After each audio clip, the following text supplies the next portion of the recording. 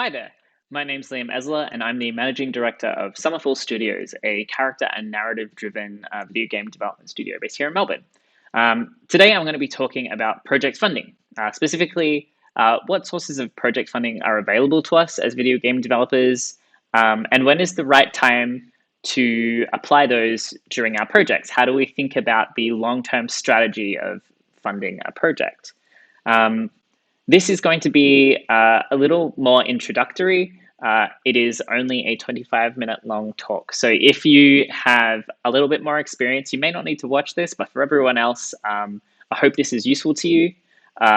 Please enjoy. I've spoken to a lot of different game developers over the past couple of years as I've learned about all of this stuff. And honestly, the only thing that I have learned is that there are as many different pathways to funding a particular video game as there are projects. And the one consistent thing between all of these stories is that few projects are ever funded from a single source. In 2020, most projects end up with between 5 to 8 different sources of funding over the project lifetime. And I know this sounds like a lot. I'm going to break it down and hopefully demystify part of that process for you. Of course, there's no guaranteed route to success and no talk that I can give that will help with that. But we can be strategic in our thinking and decision making, and we can control our risk. Just a quick note, this talk is mostly about project funding rather than company equity or VC. There are other talks at GCAP today that will focus on VC. I really encourage you to take a look. I'm really excited to hear them myself, but today we're going to focus on project funding.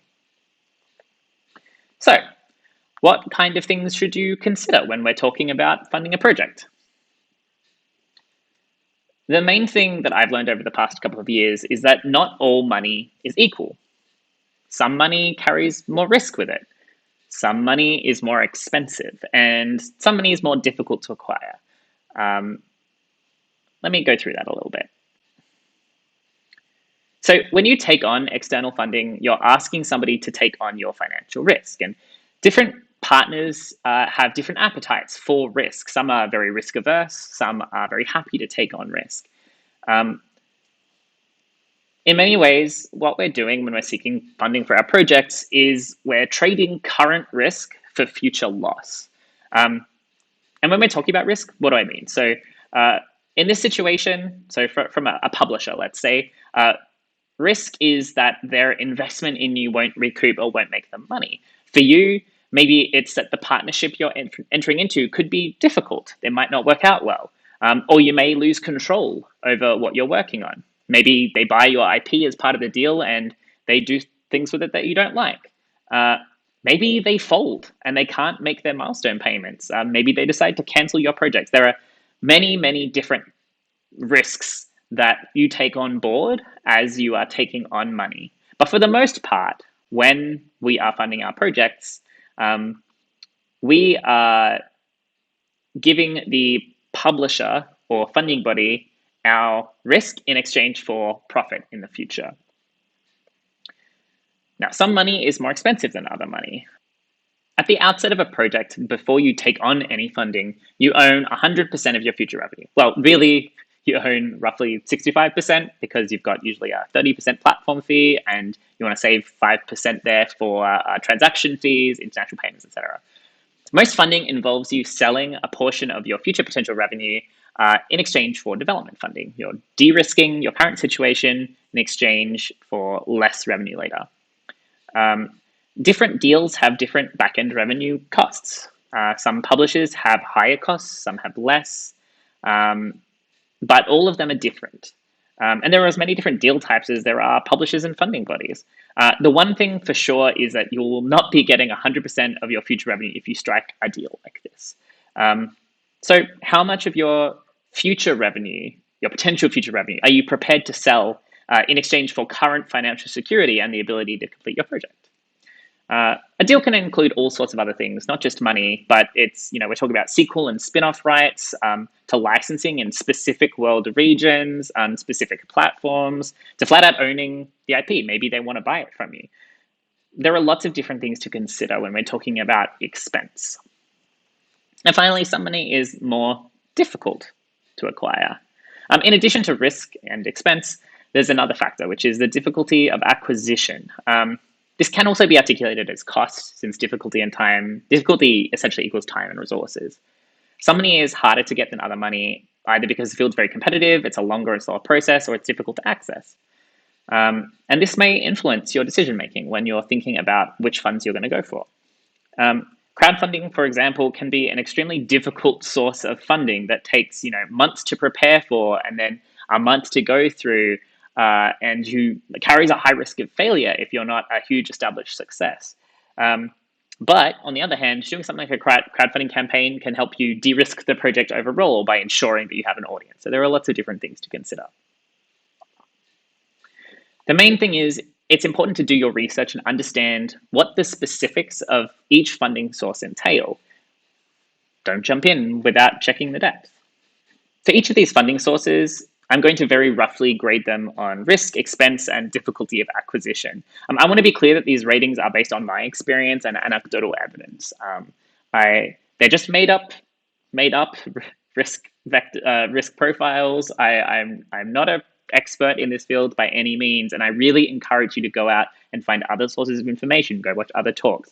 All I want you to walk away from in this talk is the understanding that money means different things and you need to plan for it. So what are the different funding sources that are available to us? First up, I'm going to talk about self-funding or sweat equity. Sweat equity or self-funding comes with little risk to the business, but more risk to you personally. So if you are putting in your own money into the business, you are taking on that personal risk, which isn't always great. However, it's very easy because if you have that money, you can use it. And it's at cost. Like if you are putting that money into the business, it doesn't have additional cost for you or the business. That's just how much it is. The next one is grants. Grants are great because they carry very low risk. They have almost no expense. Mind you, just like with sweat equity, that's not strictly true because it can carry a lot of anxiety and a lot of physical, emotional, mental costs because you are taking on personal risk. So it's important to keep that in mind. And it's sort of medium difficulty to get a grant. Usually you're competing with less people than you would if you were talking to a publisher or a funding body, a VC, etc. So it's a little easier to get. And usually they're milestone driven. Tax incentives and credits is another really easy one. If you are lucky enough to live in a place like in Australia where we do have some tax incentives and credits that are available to us, that's sick. There's no risk involved, not really a lot of expense. However, they can be a little difficult because you need to carefully track and document your work in specific ways. So in Australia, we have the R&D, Research and Development Tax Credit, which I encourage you to look up. It is really great. However, it does require you to record your development very specifically from the outset. So keep that in mind. Crowdfunding is another popular option. We did this with Chorus. It is very difficult, extremely difficult, especially if you don't have an existing audience. I wouldn't always encourage crowdfunding unless you're going for small amounts and you know that you have the audience to raise that much. On the other hand, it's relatively low risk to the business. You're not agreeing to do anything except ship the product. And the expenses sort of medium, like it's costly to do because it takes a lot of time to prepare for, but otherwise doesn't have a lot of costs down the line. Publisher advances are also, very well known and very common. However, they're a lot harder to get. They carry a relative amount of risk because essentially in giving you money, they are taking your risk on from the project. And that means that sometimes the back-end terms can be riskier for you in the long term. So you need to make sure that you fully understand the deal that you're entering into and you have an excellent lawyer. The long-term expense of a publisher advance is fairly high. You're trading, your current risk for less sales in the future or less revenue in the future. And that may hurt you down the track. It's also very, very difficult to get a publisher advance. Getting a publishing deal is extremely competitive, and you're dealing with people from all around the world going for the same pool of money as you. It's costly and it takes significant time and often travel. There's also platform exclusivity deals. They're not too risky. They do carry risk.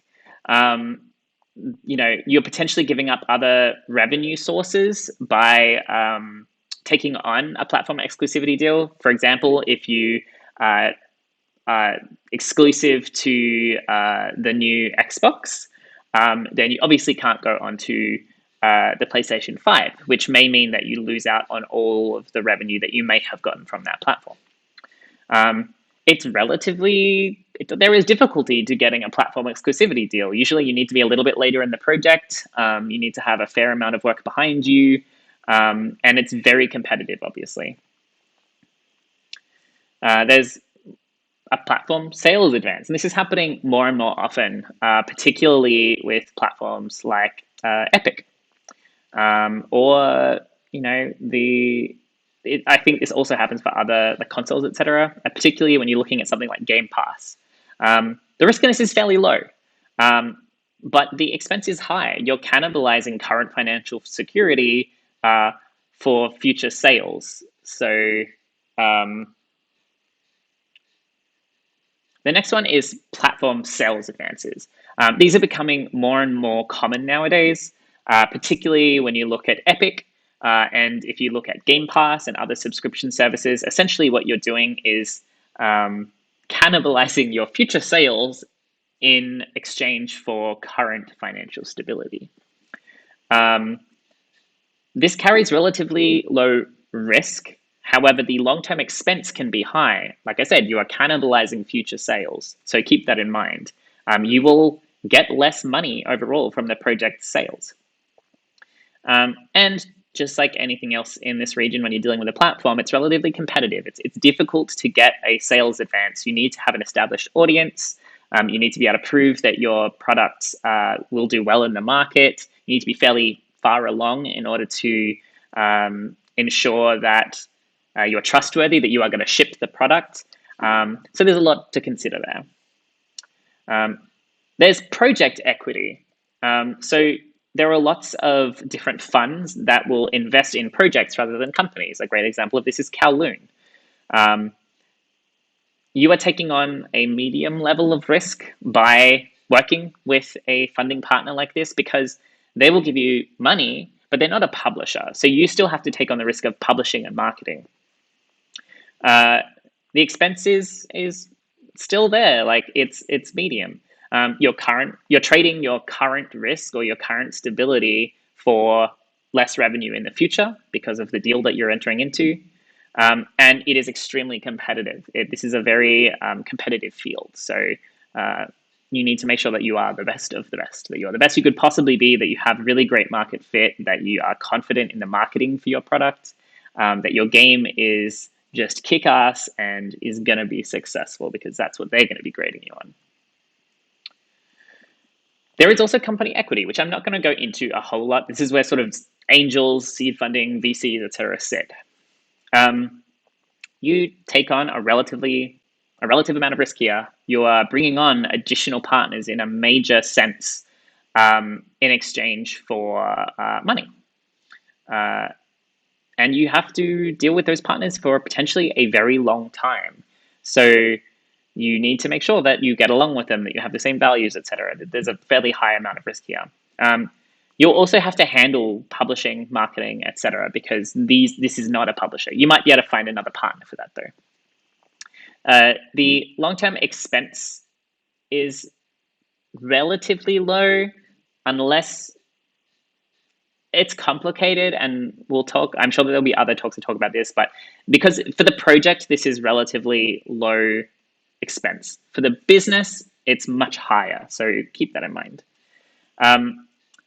You also have to have a really, really strong business proposition for your business in order to get company equity in the first place. You kind of need to be at the top of your field to get company equity. You need to have something that no other company has, and that's pretty difficult. Then there's the private or bank loan. These are extremely risky. If you can manage to negotiate a bank loan in the first place, which is like more power to you, that's incredible. It's very difficult. You're taking on a lot of risk because you are legally liable to repay a loan no matter what happens. It's not coming out of your future profit. You have to repay it unless you go bankrupt. The expense is low, but loans do include interest, and that can vary. So this can be anywhere from low to high, depending on the terms of your deal. Bank loans are probably going to be fairly high interest, so they'll be more expensive. But maybe you have a wealthy friend who you can convince to give you a loan at a lower rate of interest. As I said, it is very difficult to acquire a loan. This is not a common route. Finally, there is credit. Credit cards. Woo! Please don't do this. It is an option. It is there if you absolutely need it, and I would not recommend it. However, it's pretty easy to do. If you have an existing credit card, you can just use that. But the interest rate is going to be massive. This is not cheap money. This is very expensive and risky money. So let's talk about the timeline of funding. So different kinds of funding are appropriate at different points in a project. Planning in advance will increase the likelihood of your success. And when I talk about the funding time, I'm talking about four things. You've got your self-funding and grants in pre-production. In early production, we move on to things like crowdfunding, publisher advances, project equity. In mid-production, you start to move on to like platform sales advances or platform exclusivity deals, loans, etc. And that's a lot to take in, but this is really rough. Like, of course, in the real world, it doesn't work exactly like this. If you're well known, if you're a known quantity, you could maybe get a platform exclusivity deal right at the beginning before you even have a product. You may be able to get a publisher advance based on a paper prototype. I know that some places do actually fund very, very early if they trust the developer. So this is just a really rough guide, but this is one way to think about that funding. And I'll show you a few examples here. So example one, we start with 25K of self-funding. So that's you put in 25K to your own project, whether that's money or time. Next up, you apply to, say, Film Victoria for a grant to build a prototype from your initial concept, and you get it. It's 50K. Now we're up to 75. Then you take your demo to a project equity fund, like something like, I guess, Kowloon, let's say. And they're like, yep, cool, we think this is awesome. Here's 200K in exchange for whatever the backend deal is. Maybe then you get a publisher as well, because Kowloon isn't a publisher. They just give you money. So maybe you bring on a publisher and the publisher gives you an advance of 150K. Then you make a deal with Epic and you get a platform sales advance of 300K. And so this is the funding timeline for one like fake project. You can also get release funds. So Film Victoria, for example, have release grants, and some equity funds, etc., will actually consider finishing funds because the project is already de-risked at that point for them because it's most of the way through. So they're just kind of helping it get over the finish line. Another example might be this. Let's say you spend $20,000 of your own time in sweat equity. And then with that, you manage to build a prototype, which you take to your friends and family. And they invest in your business and give you $50,000. This gets you through early production, but at that point, you're going to need more money to enter into sort of full production. So you take everything you have so far and you pitch it to Sony. And Sony really likes this for the PS5, so they offer you a exclusivity deal and give you 100K. Towards the end of the project, it's the end of the financial year. And because you've been really clever about your recording and you did your research in advance, you can get $35,000 back from the R&D tax credit. Let's say at the same time, roughly, you apply for another grant from Film Victoria as well, because you wanted to add VO into your game, and this enables you to do that. Another example might be you initially apply for a grant from Film Victoria or Screen Queensland or SA Film, and you get $30,000. Then you build a prototype and you decide, we're going to take this to crowdfunding. We think that this has a lot of potential. And you're right, and you manage to raise another $200,000. At this point, there is a sale, and one of your previous games that you've made actually does decently and nets you an additional 80K that you funnel into this next project. Next, you apply for a mega grant and get 75K.